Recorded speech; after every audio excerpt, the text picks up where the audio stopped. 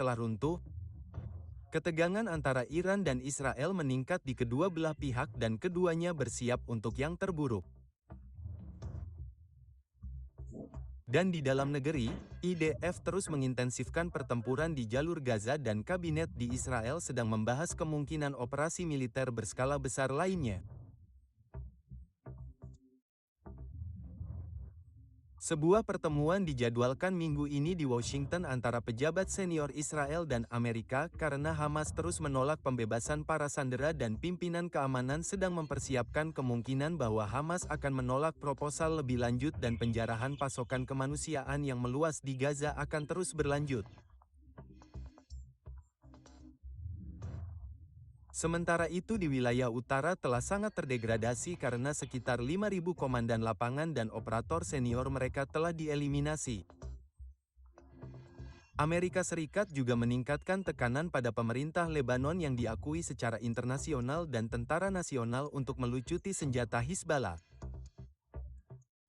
Namun di Suriah, poros Syiah telah kehilangan pintu belakangnya ke Levan di wilayah ini. Di selatan, Houthi menembakkan rudal balistik lainnya ke Israel pada Selasa malam, sekali lagi, membuat jutaan orang, termasuk keluarga saya, mengungsi. Selamat datang di Boots on the Ground. Welcome reward $30 untuk trader baru. Trading forex, metals, futures. Saya pembawa acara Anda, Ya Pinto, yang akan menyampaikan kebenaran lengkap tentang apa yang terjadi di Israel. Tentara dari Brigade Infanteri Fir IDF menemukan sejumlah besar persenjataan di dalam Kanunas selama 24 jam terakhir. Ini di Gaza dan mereka menghancurkan persediaan di lokasi dan mengamati sejumlah besar ledakan sekunder dari pembongkaran ini. Hamas juga sibuk selama 24 jam terakhir menjarah truk bantuan kemanusiaan dan menembaki warga sipil Gaza yang mencoba mengambil sesuatu dari diri mereka sendiri. Kepemimpinan politik Israel sedang membahas berbagai kemungkinan tentang bagaimana melanjutkan jika Hamas terus menolak untuk membebaskan para sandera.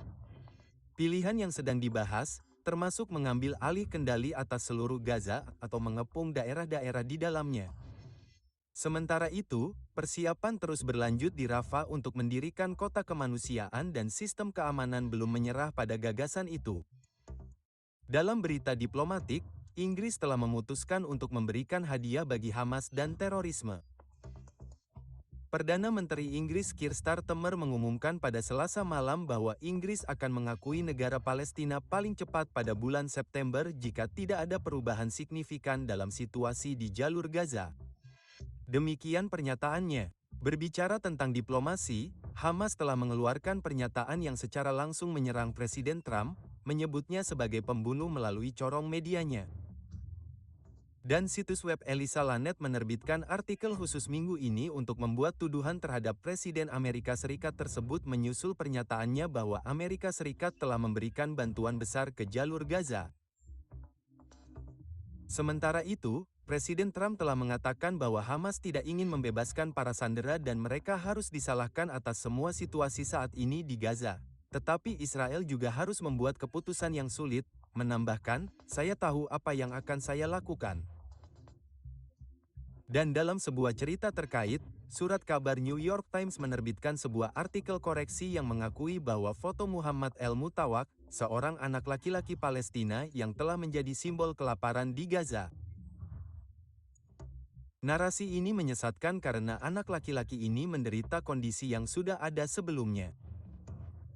Foto tersebut disebarluaskan dan digunakan dalam laporan berita tentang Gaza di berbagai media di seluruh dunia yang menyebabkan tekanan besar terhadap Israel. Namun, Israel bukanlah satu-satunya negara di Timur Tengah yang berada di bawah tekanan. Kini, Amerika Serikat meningkatkan tekanan terhadap pemerintah Lebanon untuk membuat keputusan resmi guna melucuti senjata Hizballah sebelum memperbarui negosiasi dan penarikan pasukan IDF dari wilayah selatan negara itu. Dan pemerintahan Trump sedang mempertimbangkan untuk berhenti menekan Israel agar tidak menyerang Hizballah lagi atau menarik pasukannya dari negara itu. Terkait hal itu, sekitar 6 bulan setelah gencatan senjata di Lebanon, Komando Utara telah mengeluarkan laporan yang merangkum pencapaian mereka, termasuk perkiraan bahwa mereka telah menderita kerugian yang signifikan dan moral rendah karena kemampuan mereka untuk menyerang Israel atau bahkan bertahan melawan musuh regional lainnya telah berkurang secara signifikan. Saya Pinto, dan ini adalah laporan lapangan Anda tentang apa yang terjadi di Israel pada hari ke-663 perang melawan Hamas Balah, Houthi di Yaman, milisi Syiah di Irak, dan semua kelompok bersenjata lainnya di wilayah ini yang beroperasi di bawah perintah Korps Garda Revolusi Islam Iran, yang merupakan kepala poros kejahatan yang sedang runtuh di Timur Tengah. Sesaat sebelum kita mulai, saya ingin meminta Anda untuk membantu kami menyebarkan kebenaran dari Tanah Suci. Kita berjuang bersama demi kebenaran. Dan ini adalah front yang Israel kalahkan dalam perang ini. Setiap hari, berita palsu dan kebohongan tentang Israel disebarkan. Dan kami di Boots on the Ground berjuang untuk berbagi apa yang sebenarnya terjadi dengan Anda. Jadi, teman-teman, bagikan video kami di YouTube, ikuti kami di media sosial, tekan tombol berlangganan, dan teman-teman, jika Anda ingin berbuat lebih banyak, Anda dapat mendukung Israel. Kami di TBN Israel meluncurkan sebuah kampanye. Jadi, jika Anda ingin berdonasi, Anda dapat mengunjungi tbn.org/stanwithra. Sekali lagi, itu tbn.org/stanwithisrael.org, Stand with Israel, dan bantu kami membuat lebih banyak video, lebih banyak konten sehingga orang-orang akan tahu apa yang sebenarnya terjadi di negeri ini. Mari kita mulai laporan hari ini dengan pertempuran di jalur Gaza. Pasukan tim tempur Brigade Golani di bawah Divisi ke-36 beroperasi di daerah Khan Younis di jalur Gaza. Sebagai bagian dari aktivitas tersebut, pejuang Golani dan pejuang Yalon menemukan sebuah terowongan selama 24 jam terakhir yang panjangnya 1 km dan kedalaman sekitar 15 meter di bawah tanah tempat Hamas menyembunyikan persenjataan termasuk alat peledak, senapan AK-47, dan roket RPG. Terowongan itu hancur tetapi tidak sepenuhnya.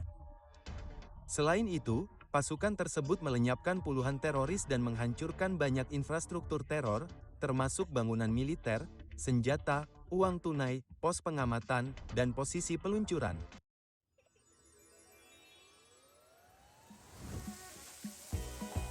Selamat datang di McDonald's. Pada hari Selasa, pejuang Brigade Kir yang beroperasi di Khan Younis Selatan melakukan penggerebekan di lokasi tempat banyak senjata disimpan.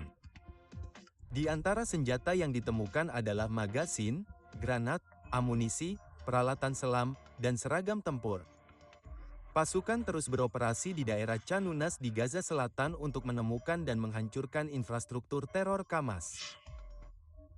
Dan pada saat yang sama, Divisi ke-98 IDF dan pasukannya memperluas pertempuran di bagian utara jalur Gaza, di daerah Sajaya dan Zetun.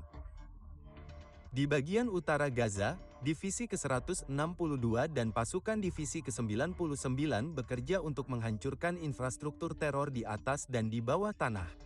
Selama 24 jam terakhir, beberapa teroris dihabisi oleh pasukan darat sementara Angkatan Udara menyerang puluhan target teror di seluruh jalur Gaza. Di antara target tersebut adalah teroris, gedung militer, posisi peluncuran, depot senjata, terowongan tempur, dan infrastruktur teror tambahan. Tindakan saat ini bergabung dengan serangkaian operasi intensif yang sedang dilakukan di jalur Gaza sebagai bagian dari upaya berkelanjutan untuk menghancurkan infrastruktur teror Hamas dan mencegah bahaya terhadap pasukan dan warga sipil Israel. Teman-teman, di sini di TBN Israel, kami akan terus melaporkan setiap perkembangan dalam pertempuran di lapangan melawan Hamas di Gaza. Seperti biasa, kami mengundang Anda untuk menjadi bagian dari tim dan terus menyebarkan serta mendukung kebenaran. Setiap dolar yang Anda sumbangkan membantu kami untuk terus menyampaikan apa yang sebenarnya terjadi kepada Anda. Jadi, teman-teman, tekan tombol donasi di YouTube atau bergabunglah dengan kampanye kami untuk mendukung Israel. Kunjungi www.tbn.org/standwith.org, Stand with Israel agar bersama-sama kita dapat terus menyebarkan kebenaran. Dan sekarang kami terus melaporkan narasi tidak jujur dari organisasi teror Hamas tentang kelaparan di jalur Gaza. Hal ini diliput secara luas oleh media internasional dan mengakibatkan tekanan luar biasa terhadap Israel. Untuk memulai, saya perlu memberitahu Anda tentang unit keamanan internal Hamas yang disebut Saham. Dalam bahasa Arab, artinya anak panah. Unit ini terutama dimaksudkan sebagai semacam pasukan polisi untuk memastikan stabilitas dan ketertiban internal dalam populasi sipil Gaza di jalur Gaza. Namun pada kenyataannya, ini adalah unit penegak hukum yang menggunakan kekerasan ekstrim, termasuk penyiksaan, eksekusi, dan penganiayaan terhadap warga sipil yang dicurigai, bahkan sedikit saja, bekerja sama dengan Israel atau menerima bantuan. Unit-unit ini berfokus pada perburuan tersangka kolaborator, yang dalam konteks saat ini biasanya berarti seseorang yang ingin mencoba dan mendapatkan makanan untuk diri mereka sendiri dan keluarga mereka dari Yayasan Kemanusiaan Gaza alih-alih membayar Hamas untuk makanan yang dicurinya dari pengiriman bantuan kemanusiaan yang dikirim ke Gaza oleh Perserikatan Bangsa-Bangsa. Sejak operasi Pedang Besi, kekuasaan resmi Hamas di Gaza telah terguncang. Infrastruktur hancur, para operator dieliminasi, dan pusat-pusat kendali runtuh. Namun, unit AO mewakili apa yang bertahan, bukan pemerintahan yang dideklarasikan Hamas, tetapi mekanisme yang dibangunnya untuk terus memerintah melalui rasa takut dan pencegahan terhadap penduduk. Rekaman yang keluar dari jalur Gaza dalam beberapa minggu terakhir mengungkap metode yang brutal. Warga sipil yang terperangkap di daerah itu kembali dari gudang bantuan dan ditangkap oleh anggota unit Hamas. Beberapa dibawa untuk disiksa. Beberapa menghilang begitu saja dan yang lainnya ditembak di kaki di depan kamera. Unit panah Hamas telah menjadi masalah strategis yang kompleks bagi Israel. Di satu sisi, saat ini tidak ada badan lain di jalur Gaza yang mampu menegakkan ketertiban dan oleh karena itu Israel pada praktiknya dipaksa untuk beroperasi bersama pasukan penegak hukum yang dijalankan oleh Hamas. Di sisi lain, unit ini memastikan untuk menghilangkan segala upaya untuk membangun alternatif apapun bagi Hamas di Gaza.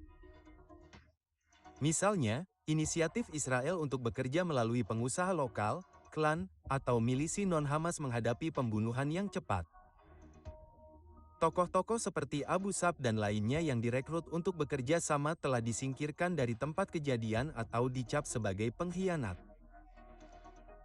Jadi mengapa begitu sulit bagi IDF untuk menyerang unit panah ini? Check this out. In just a sec, I'm going to speak with a different accent. And just between you and me, I don't really know how. IDF menyerang operasi Kabas dan posisi tempur dari udara. Namun, jika menyangkut unit panah, ceritanya jauh lebih rumit karena mereka tidak beroperasi dari pangkalan militer, tetapi dari kantor polisi, rumah sakit, masjid, atau bahkan rumah pribadi. Mereka tidak memiliki seragam atau kendaraan militer tetap. Mereka berbaur dengan penduduk setempat dengan pakaian sipil. Mereka juga tidak menyerang pasukan IDF secara langsung dan oleh karena itu bukan target klasik bagi intelijen militer.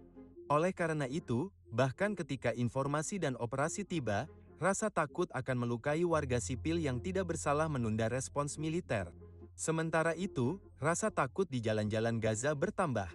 Selain itu, perlu dicatat bahwa IDF baru-baru ini harus mengawal truk bantuan kemanusiaan di Gaza. Ini terjadi setelah tuduhan terhadap Israel terkait rekaman bantuan kemanusiaan yang direkam pada tanggal 25 Juli menepis rumor tersebut. Dalam rekaman tersebut, teroris Hamas bersenjata terlihat menjarah truk bantuan kemanusiaan yang memasuki jalur Gaza dan mencegahnya mencapai penduduk sipil Gaza. Rekaman tersebut, seperti yang disebutkan, muncul setelah klaim Hamas dalam beberapa minggu terakhir tentang kelaparan yang disengaja oleh Israel terhadap penduduk Gaza.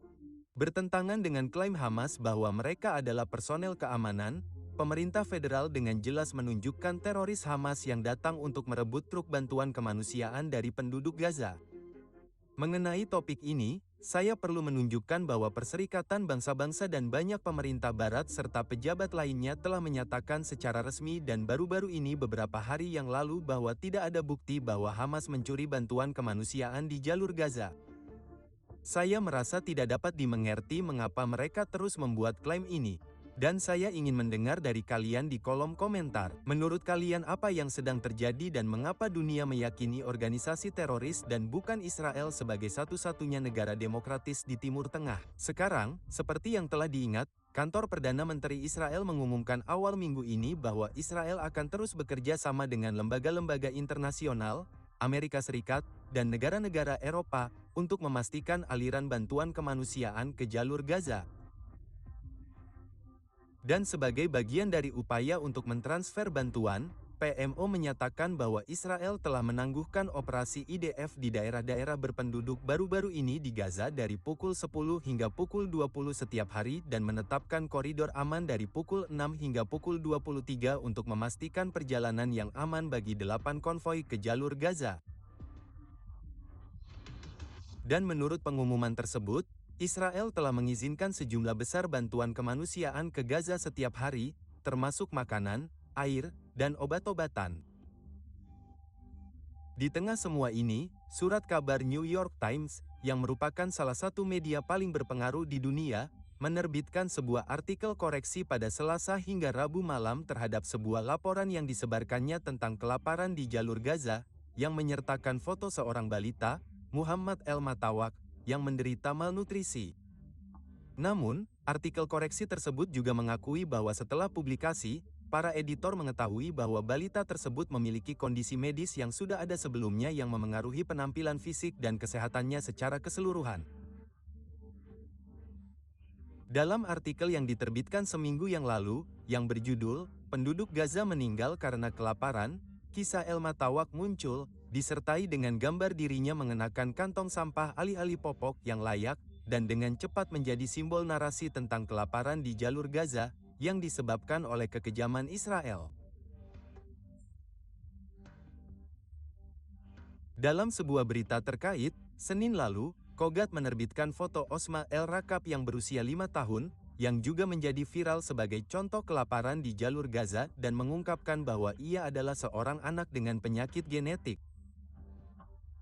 Dan menurut unggahan tersebut, foto tersebut digunakan untuk secara keliru menggambarkan Israel sebagai pihak yang bertanggung jawab atas kondisinya dan situasi kemanusiaan di jalur Gaza secara umum. Akan tetapi, unggahan tersebut menjelaskan bahwa anak tersebut menderita penyakit genetik parah yang tidak terkait dengan perang ini. Lebih lanjut, pada tanggal 12 Juni tahun 2025, Kat mengoordinasikan evakuasi Osman dari Gaza bersama ibunya melalui Bandara Ramon di Israel. Ia kini menerima perawatan medis di Italia. Saya, Yao Pinto, ingin bertanya kepada New York Times dan semua media lain di seluruh dunia, dari mana Anda mendapatkan foto-foto ini? Apakah Anda sudah memeriksa bahwa foto-foto tersebut tidak dikirimkan kepada Anda oleh organisasi teroris Hamas untuk memanipulasi seluruh dunia? Pastikan Anda tidak mempercayai begitu saja pengumuman, foto, dan video yang Anda terima dari teroris Hamas. Itulah yang mereka lakukan. Mereka menggunakan populasi untuk memanipulasi dunia. Kami telah mengatakan ini selama berbulan-bulan sekarang dan ada lusinan contoh selama bertahun-tahun tentang foto-foto palsu yang digunakan dengan cara ini untuk mendukung narasi media yang salah. Berapa kali hal ini harus terjadi sebelum media benar-benar meliput apa yang terjadi di Timur Tengah? Saya rasa kita mungkin tidak akan mendapatkan jawaban atas pertanyaan-pertanyaan ini dalam waktu dekat, tetapi pahamilah betapa pentingnya bagi kita untuk terus menyebarkan kebenaran tentang apa yang terjadi di Israel dan memerangi berita palsu. Jadi, teman-teman, bantu kami memberitahu Anda apa yang sedang terjadi di negeri ini. Itulah yang kami lakukan di sini. Kami membagikan kebenaran dan mendorong Anda untuk berdoa demi perdamaian Yerusalem. Jadi, teman-teman, jika Anda ingin mendukung upaya kami dalam perang melawan narasi ini, pastikan untuk menekan tombol donasi, tekan tombol berlangganan, dan jika Anda ingin mendukung kami, Anda dapat mengunjungi situs web kami dan bergabung dalam kampanye kami untuk mendukung Israel di tbn.org/Stand with Israel. Sekarang kami mengalihkan fokus kami ke wilayah utara karena selama beberapa minggu terakhir telah mencoba membangun kembali infrastrukturnya di desa-desa Lebanon Selatan dengan mendatangkan kiriman dan kontainer yang dibeli melalui badan amal yang terkait dengan organisasi teroris ini. Akan tetapi, IDF menghancurkan kontainer-kontainer ini, yang mengirimkan pesan bahwa mereka tidak akan mengizinkan rekonstruksi parsial oleh organisasi Hizballah di desa-desa garis kontak di perbatasan dengan Israel.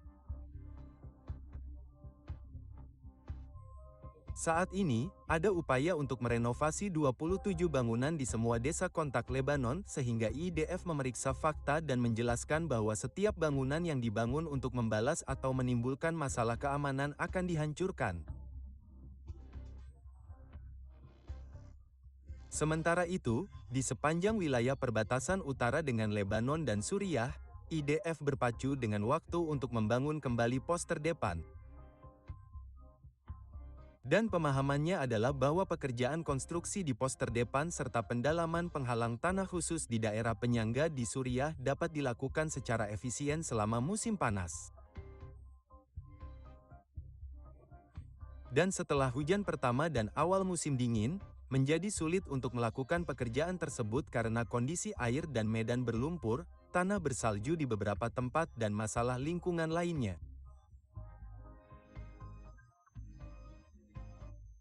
Sementara itu, Kama Meis, ini adalah pos terdepan yang merupakan posisi IDF paling timur laut di Lebanon yang baru-baru ini menjalani rekonstruksi yang mencakup parit anti-tank, bunker, posisi pengamatan dan penembakan, BMS pelindung, dan banyak tindakan lainnya. Pos terdepan baru itu disebut Men Metula, pelindung kota Israel Metula, dan menyediakan pertahanan terdepan untuk seluruh bagian timur perbatasan Lebanon. Dari sana, orang dapat mengamati jauh ke dalam wilayah Lebanon dari Benteng Baf hingga ke pedalaman Lembah Ayun, lereng utara Gunung Dov, dan daerah Jezrian. IDF sedang mempersiapkan diri untuk tinggal lama di pos terdepan ini sambil menyampaikan kepada pemerintah Lebanon bahwa Israel akan mengosongkan daerah itu hanya jika Tentara Nasional Lebanon menjalankan kedaulatannya di lokasi itu dan mencegah organisasi yang masih bersenjata itu membangun kembali kekuasaannya di selatan negara itu.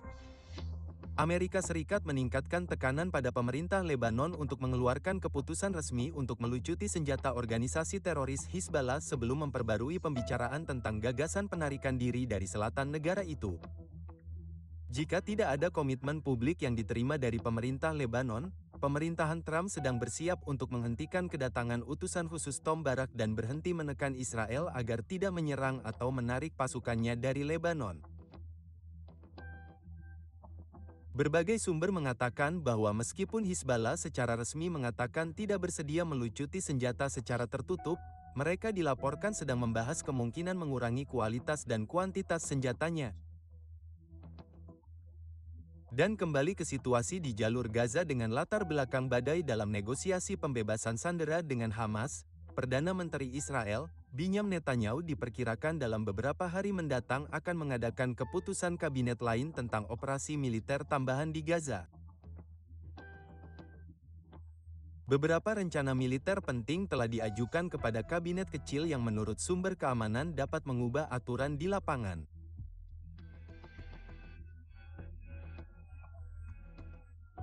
Pilihan yang dibahas termasuk langkah untuk membagi dua dan mengepung jalur Gaza pertama di utara dan kemudian di daerah lain, serta rencana untuk memberlakukan kontrol penuh IDF atas keseluruhan pasokan makanan ke pusat-pusat populasi di jalur Gaza, dan bahkan dorongan yang disengaja dari penduduk dari selatan jalur Gaza menuju pusat Gaza.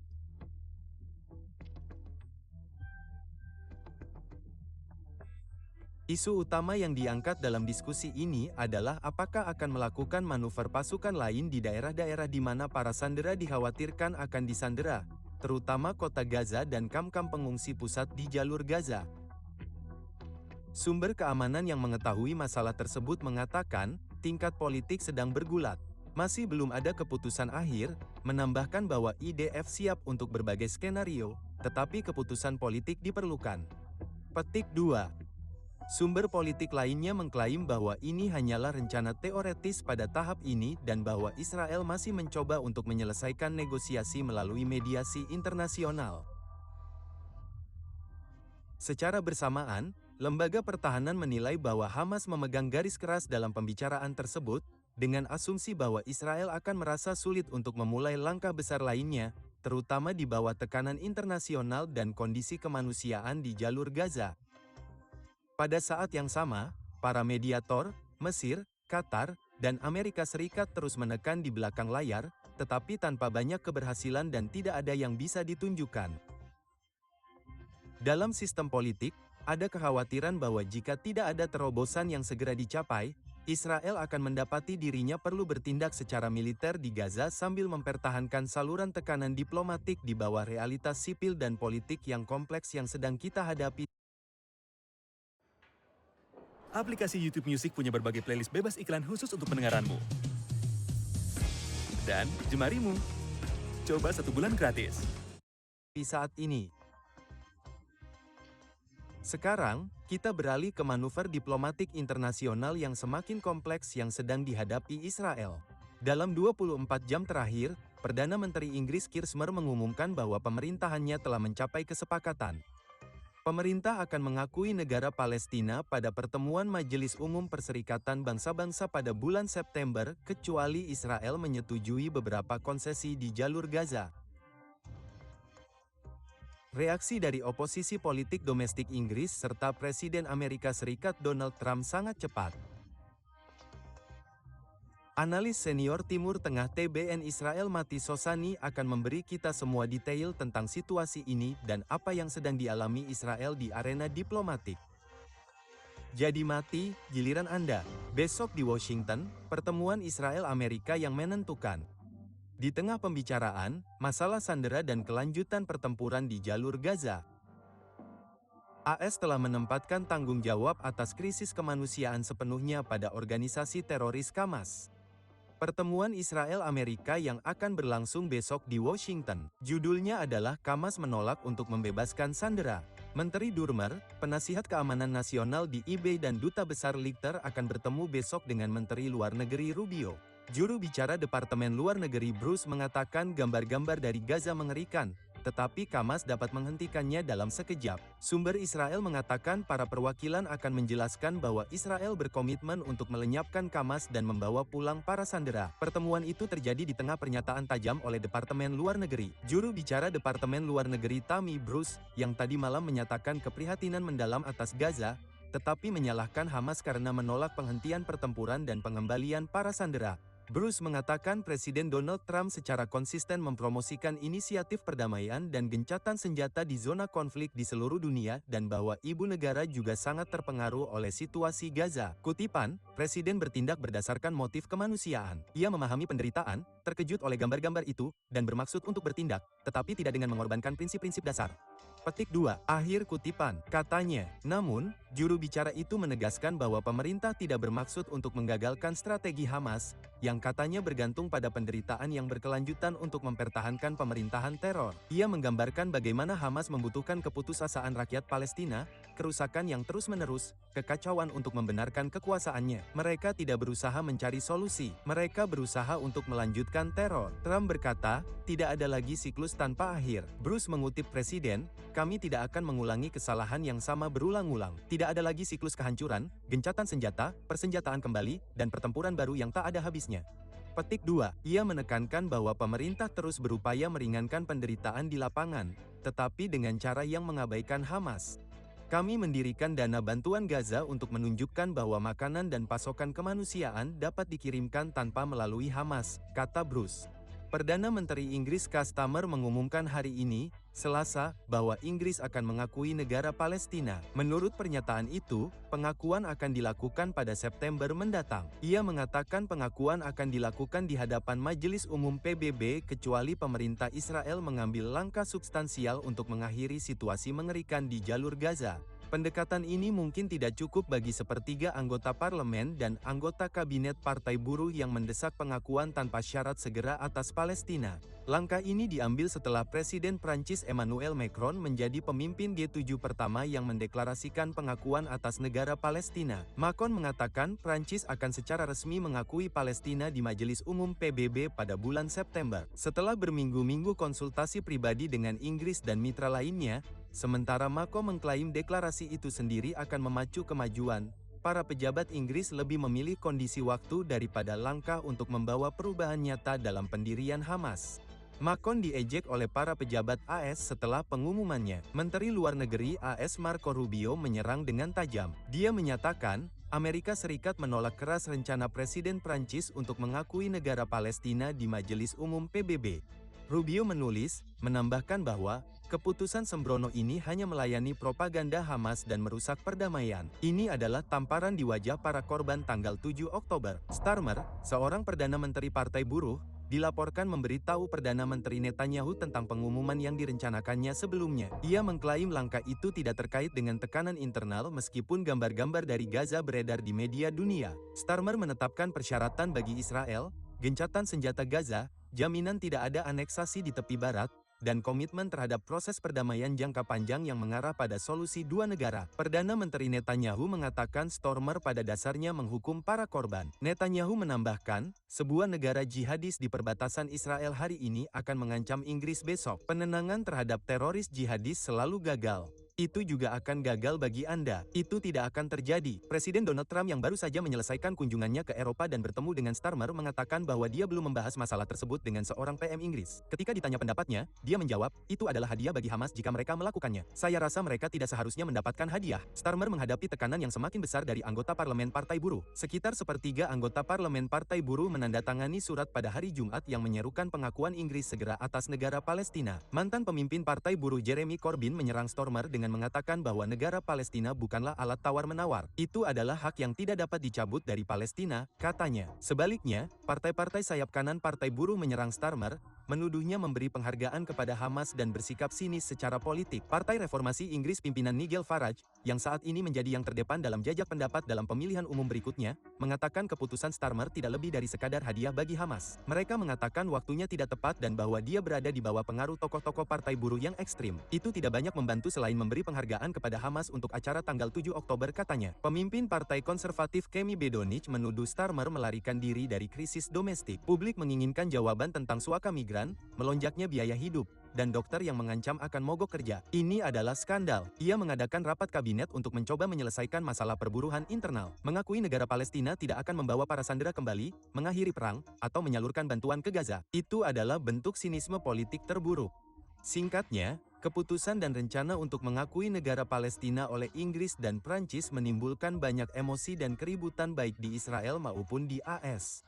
Dan memang seharusnya begitu. Ini adalah upaya untuk memberi penghargaan kepada teroris yang melakukan serangan pada tanggal 7 Oktober dan menghukum para korban serangan itu. Kami memperkirakan ini akan menjadi topik hangat selama beberapa hari mendatang, mungkin baru akan mencapai resolusi selama Majelis Umum PBB pada musim gugur ini. Sekarang, kembali ke Pinto. Jadi, teman-teman, teruslah sebarkan kebenaran. Bagikan dan ikuti kami serta dukung upaya kami dengan menekan tombol donasi.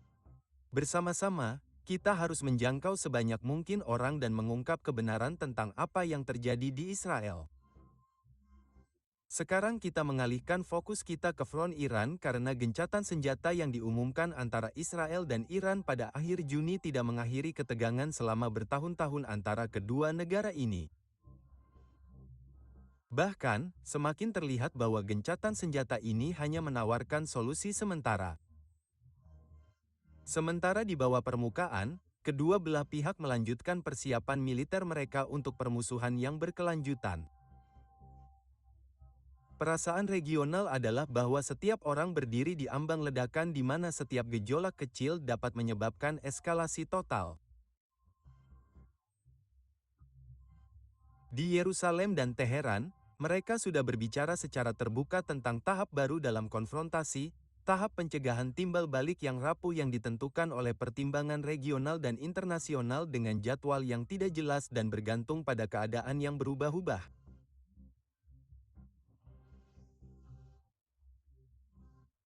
Israel, di sisi lain, terus memperkuat sistem pertahanannya dan mempercepat produksi sistem pertahanan udara AR, sementara Iran dengan cepat membangun kembali kekuatan rudal balistiknya dan mengirimkan pesan yang jelas bahwa mereka tidak akan menyerah pada program nuklirnya bahkan dengan mengorbankan bentrokan lain.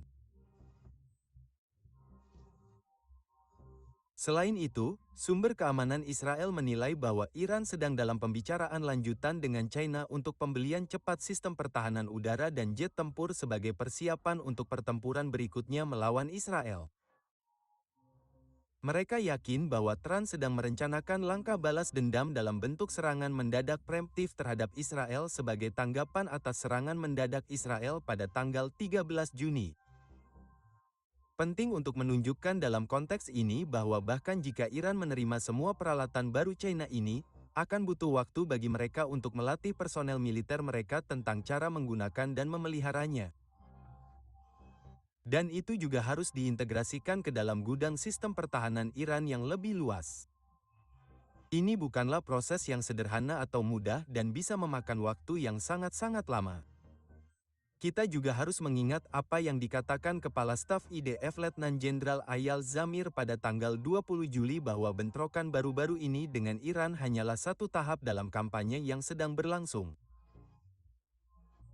Menurutnya, Israel telah memasuki babak baru di mana dan harus mengonsolidasikan pencapaian operasi yang mencakup mengganggu program rudal dan nuklir Iran sambil tetap menjaga kewaspadaan yang konstan.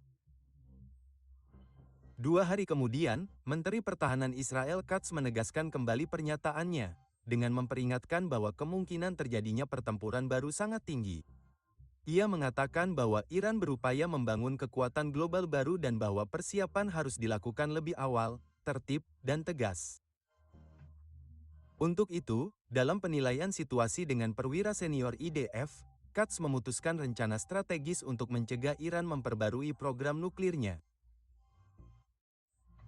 Ini termasuk mempercepat produksi rudal Arrow dan meningkatkan sistem pertahanan udara seperti Iron Dome dan David Sling. Sementara itu, para pejabat di Teheran juga mengeluarkan beberapa pernyataan.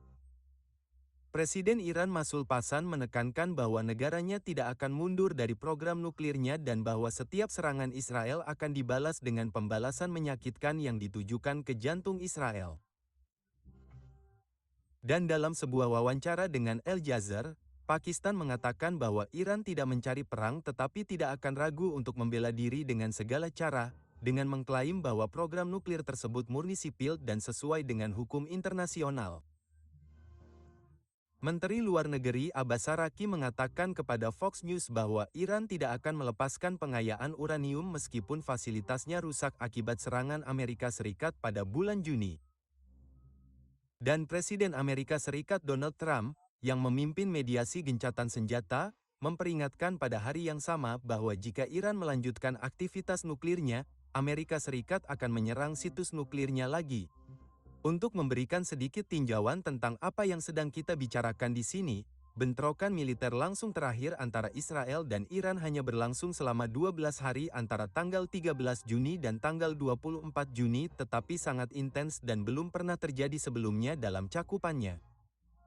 Israel menyerang situs nuklir di Fodor, Natanz, dan Isfahan, menghantam pabrik rudal balistik dan melenyapkan perwira senior IRGC dan ilmuwan nuklir serta menghancurkan sepenuhnya susunan pertahanan udara Iran dan banyak target militer lainnya.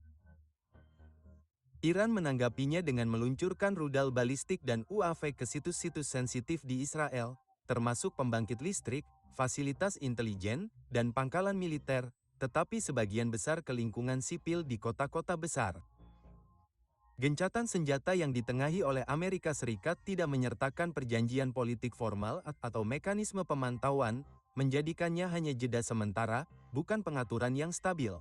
Namun, para pembuat keputusan Israel yakin bahwa ini adalah konflik jangka panjang yang sekarang sedang dalam mode pemulihan dan persenjataan kembali Iran. Terkait hal itu, kami juga harus menunjukkan bahwa dalam beberapa minggu terakhir, serangkaian ledakan dan kebakaran misterius terjadi di berbagai lokasi di Iran. Pejabat Iran mengatakan kepada New York Times bahwa Israel berada di balik insiden ini, tetapi belum ada konfirmasi independen atas tuduhan ini. Iran juga memiliki banyak musuh selain Israel, termasuk kelompok domestik yang menentang rezim Ayatollah. Dengan semua itu, menurut sumber keamanan Israel, aktivitas Mossad di Iran terus berlanjut dan Israel secara aktif berupaya menggagalkan kemungkinan serangan Iran. Lembaga pertahanan memperkirakan bahwa Iran akan lebih memilih untuk bertindak melawan Israel melalui proksi Timur Tengahnya, terutama Houthi di Yaman, Hizballah di Lebanon, dan milisi Syiah di Irak, dan akan memilih konfrontasi langsung hanya jika rezim tersebut merasa terancam secara eksistensial.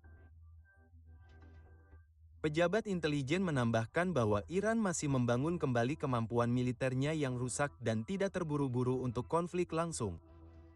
Mereka menilai bahwa serangan mendadak Iran hanya akan terjadi jika Iran melihat Israel terisolasi secara diplomatis, terjebak di front lain, dan dengan pencegahan yang terkikis. Lebih jauh lagi, ancaman Iran mungkin dimaksudkan terutama untuk meningkatkan pencegahan terhadap Israel dan terutama moral publik di Tehran. Namun, setelah Presiden pada April tahun 2024, ketika Iran meluncurkan ratusan rudal balistik ke lokasi-lokasi sensitif di Israel, kemungkinan serangan cepat tetap sangat nyata. Serangan semacam itu dapat terjadi terutama ketika kebijakan Amerika Serikat stagnan, seperti selama periode pemilihan umum ketika Israel terpecah secara politik atau militer atau ketika Iran memperhitungkan bahwa mereka dapat mencapai keberhasilan militer yang jelas dan memulihkan pencegahan. Bahkan saat itu, langkah seperti itu akan berisiko bagi Iran karena respons Israel kemungkinan akan menghancurkan dan dapat menyebabkan isolasi internasional Iran lebih lanjut. Meskipun demikian, kemungkinan tindakan Iran tidak dapat dikesampingkan, jika hanya karena keinginan untuk memulihkan harga diri nasional yang terluka atau alasan lainnya. Dalam kasus apapun, selama tidak ada kerangka politik, saluran resmi, atau mekanisme pemantauan, gencatan senjata tetap sangat rapuh. Setiap pihak bersiap untuk babak berikutnya dan satu kesalahan oleh siapapun dapat menyalakan kembali api di wilayah ini. Sebagai catatan tambahan untuk semua ini, dilaporkan minggu ini bahwa perusahaan pertahanan Amerika Lockheed Martin telah menerima kontrak senilai $2 miliar untuk meningkatkan produksi rudal pencegat untuk sistem pertahanan udara ketinggian tinggi terminal atau THAAD. Laporan tersebut mencakup fakta bahwa militer Amerika Serikat menembakkan 150 rudal pencegat THAAD untuk menembak jatuh rudal Iran yang masuk selama perang 12 hari. Mendapatkan pengalaman tak ternilai yang dapat membantu dalam potensi konfrontasi dengan musuh lainnya. Namun, pencegat tersebut perlu diganti dan itu akan memakan waktu dan juga uang. Terkait hal itu, kami meminta Anda untuk mengingat bahwa Israel bertempur di banyak front fisik dan menang. Namun di satu arena, kita kehilangan front internasional tentang apa yang terjadi di negeri ini. Berita palsu dan propaganda anti-Israel, anti-Yahudi menyebar di mana-mana. Dan hasilnya termasuk peningkatan besar dalam serangan antisemit di seluruh dunia. Kami akan berterima kasih jika Anda mendukung Israel dan mendukung kebenaran. Jadi, teman-teman, bagikan, ikuti, dan tekan tombol donasi di YouTube dan bantu kami membuat lebih banyak video serta menjelaskan apa yang sedang terjadi di Israel. Kami meluncurkan kampanye untuk mendukung Israel. Jika Anda ingin menjadi bagian darinya, kunjungi www.tbn.org/Stand with Israel. Bantu kami membuat lebih banyak konten dari negeri ini. Kami menutup laporan hari ini dengan pembaruan tentang ancaman dari Houthi di Yaman.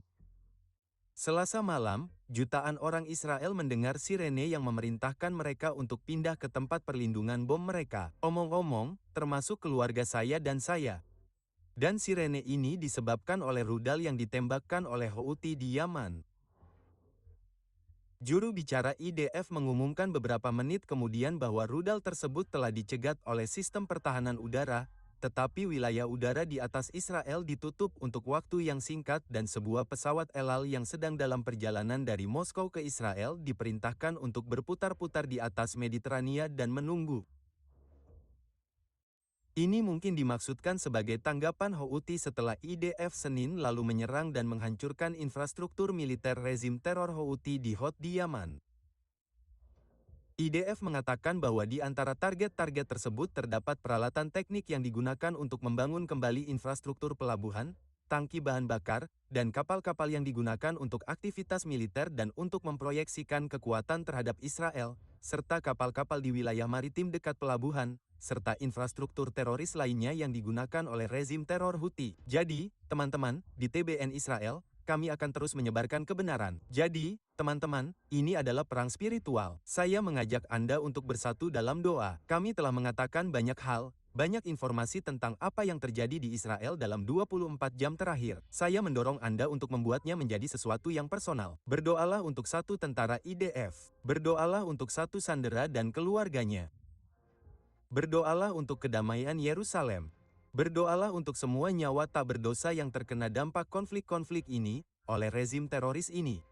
Dan berdoalah agar kehendak Tuhan menang. Halo, ini Matei di Yerusalem bersama TBNN Israel. Ini Yai Pinto dari TVN Israel di Yerusalem. TBNN Israel terus memberi informasi kepada pemirsa dengan berita-berita yang berfokus pada Israel, budaya, dan apa yang Tuhan lakukan di negeri ini. Dukung TBN Israel hari ini secara daring di tbn.org/Israel. Terima kasih.